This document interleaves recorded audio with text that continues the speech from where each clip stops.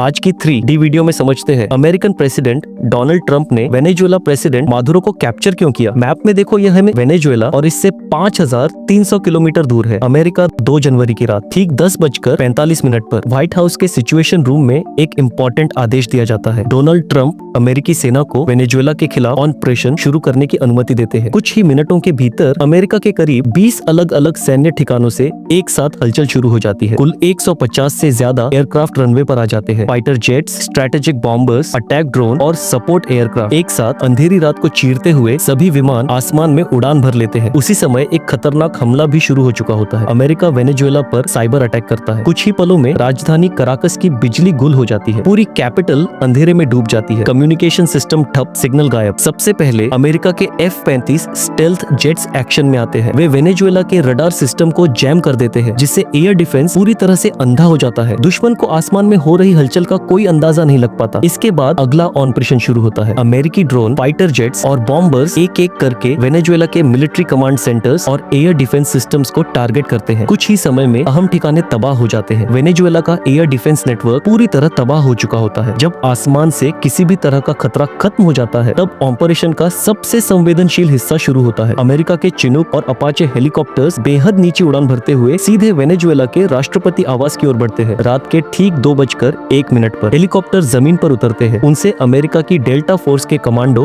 बाहर निकलते हैं। कुछ ही मिनटों में राष्ट्रपति आवास की सुरक्षा में तैनात सभी गार्ड्स को न्यूट्रलाइज कर दिया जाता है। ऑपरेशन अपने आखिरी चरण में पहुंच चुका होता है। वेनेजुएला के राष्ट्रपति को हिरासत में ले लिया जाता है और तुरंत वहां से निकाल लिया जाता है। इसके बाद उन्हें सीधे अमेरिकी नौसेना के जहाज USS इवो सी काल्पनिक पर ले जाया जाता है। वहां से आगे की कानूनी प्रक्रिया के लिए उन्हें न्यूयॉर्क ले जाया जाता है, जहां अमेरिकी अदालत में पेश किया जाता है।